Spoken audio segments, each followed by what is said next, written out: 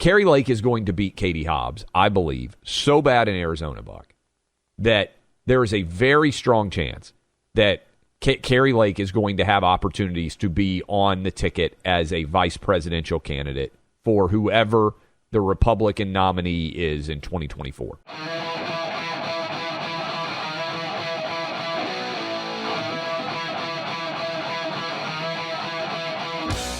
Good news.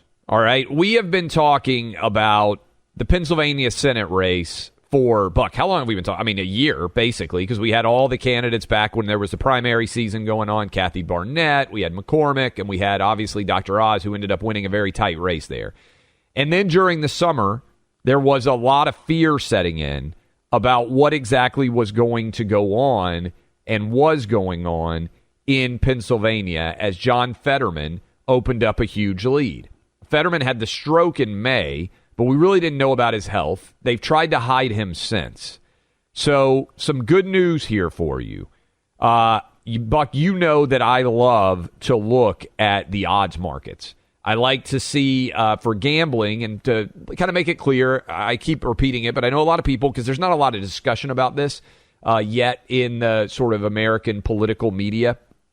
I come from a sports gambling background. I love to gamble on sports. I did a sports gambling show for 4 years every day.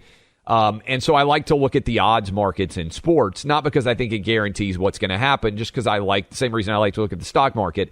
I like to see where money is being spent and what the expectations and consensus views are. So Dr. Oz, Buck, there's a website called Predict It, which is legal in the United States. Doesn't allow massive amounts of wagers to be made dollar-wise. But overseas and offshore, there are massive amounts of money that can be wagered in gambling markets on political races. And for the first time in this campaign, just this very morning as I was doing prep and looking at all these markets, Dr. Oz is now favored to win in Pennsylvania. Okay, so a lot of you out there are saying, okay, in the gambling markets, he's favored. The most recent polls, I think, Buck, have still had him down by a couple of points. Oftentimes, the gambling markets are looking forward towards the results 20 days from now, as opposed to backwards on the reaction to the polls. So what this is telling me is very soon, Dr. Oz is going to start to have the lead in some polls in Pennsylvania. And why this is so important, Buck, is if Dr. Oz wins in Pennsylvania, there is virtually no pathway that right now, 20 days out, would allow for Democrats to hold on to the Senate, okay? Because they are in trouble in Nevada. They are in trouble, I think, in Arizona. They're in trouble in Georgia. All three of those are very winnable seats, and I think Republicans are going to win all three, as I've said on this show. But the only pathway that allows Democrats to continue to control the Senate is by taking Pat Toomey right now as the senator from Pennsylvania, Republican. He's retiring. He's not running for re-election. The only chance they have to maintain control of the Senate is by flipping that Pennsylvania seat.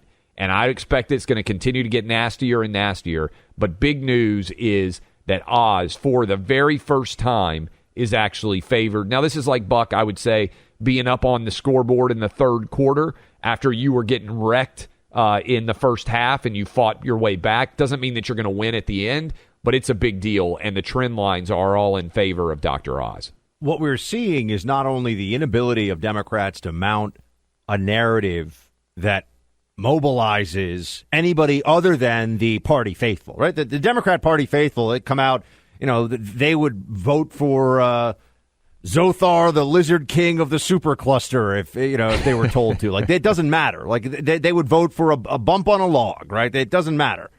But if you're talking about getting persuadables and independents to vote, what are you offering them? What are you actually telling them you're going to give them this time around? And they don't have a narrative, but beyond that, the tactic of running and hiding is rightfully, this should happen. It would honestly be depressing is the best way I could describe it. It would be depressing if enough Pennsylvanians came out and voted for Fetterman, given what is so obvious to all. Not only, I'm not talking about his health, too. This guy's a buffoon. He has no understanding of anything. How business works, how security, crime, the border, anything.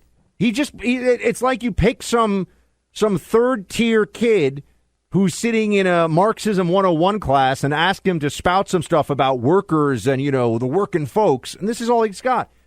But it's not working for him. It's not working. Even someone like a moderate, a polished moderate like Spanberger she's running for re-election in Congress in Virginia. She's ducked the debate. And Katie Hobbs, who is running against Clay's favorite. I mean, mine too, but Clay. I think Clay she's the best. Again, hashtag Team Kari Lake. She is the best candidate from either party who is not already elected, because everybody's like, immediately I get flooded with, what about so-and-so? Not already elected. Best non-incumbent that is running for either the Republicans or the Democrats, I think, for statewide office now. I mean, to be fair, Governor DeSantis is a little busy right now doing the best recovery effort, the most tactically proficient literally building response. Bridges. Yeah. So, to be fair, there's some folks in office who are pretty fantastic too. But Katie Hobbs and Kari Lake. I want you all to listen to this. This is Katie Hobbs, who wants to be the governor of Arizona, and her explanation for why she doesn't have to debate her opponent is debates are just like silly. Play 14. So for me, this debate about debates is over. I am looking forward to not only this conversation, but I've been making the case to voters with reporters in different forums where there's the opportunity for a very in-depth dialogue about the issues. But standing up to your opponent is one aspect of leadership. And you didn't debate in the primary either against Marco Lopez. And I don't think he would have made a spectacle, as you suggested Kari Lake might have. Why no debates this go around? I was focused in the primary on what we needed to do to win this election in November. And the voters overwhelmingly chose me in that race. And I think that shows that, the debate wasn't an issue there. And I think right now it's a distraction. I mean, Clay, if enough Arizonans come out to vote for this woman who just reminds me of like the prototypical gender studies major from the University of Crazy Town, then all Arizona deserves what it gets. I don't know what to say. It's crazy. There's no way this woman should be the governor. Kari Lake is going to win by so much in Arizona. And let me just say this. I hate that I have to do this. Go vote. Every single person listening to me right now, go vote. All right? So I don't want you to be like, oh, well, Clay said this is going to happen. So no. Every single one of you who can hear my voice right now, wherever you are in the country, wherever you are around the world, get your ballot in if you are an American citizen who is eligible to vote. All right? Having said that, Kari Lake is going to beat Katie Hobbs, I believe, so bad in Arizona, Buck, that there is a very strong chance that Kari Lake is going to have opportunities to be on the ticket as a vice presidential candidate for whoever the Republican nominee is in 2024. Look at you with calling another shot into the upper deck. She will be, I'm not saying she will be the selection, but she will be one of the 3 or 4 finalists. Oh, well, yeah, whoever is going to be the nominee. And if I had to pick right now who is going to be the vice president, we don't even know who the presidential nominee is going to be, I would put Kari Lake on top of my board for who will be the VP candidate. One of the really good takeaways of Trump and Trumpism, and it's something that you can see it has continued, is there is a recognition among the conservative base and among the party faithful, the GOP, that if you're going to have a candidate who is able to get anything done, if you're going to have somebody in office who's going to be able to get something done, they have to be able to take on the media. It's not a kind of sort of maybe. They have to be able to take the onslaught, the fusillade of lies, of smears, of everything, turn it around, not just stand there and take it, right? George W. Bush just stood there and took it for years and years and years. You got to be able to turn it around and turn defense into offense. Yes. That was the center of Trump's magic. Kari Lake can do it. Obviously, Governor DeSantis. There are others who can do it as well. But it's a prerequisite now. And if you're out there and you're saying, well, that doesn't need to happen, I'll just give you 2 words. Mitt Romney. Mitt Romney is the most blandly inoffensive loser that Republicans have ever put forward to run for president.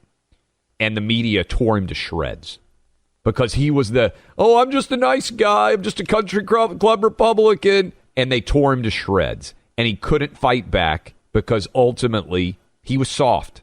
He wanted to be liked too much, and I certainly understand how that is a normal human trait, but you got to have steel and ice water in your veins, like Kari Lake does, like Donald Trump did, and like Ron DeSantis does. And you have to be willing to stand and stare right into those media members' eyes, and you have to break their soul because you are probably smarter than they are, and deep down, all of those media members are complete and total wusses when you actually call them to account. Look what Kari Lake's doing, Buck. She's just saying, hey, if you want to interview me, we're going to record you for the entire interview.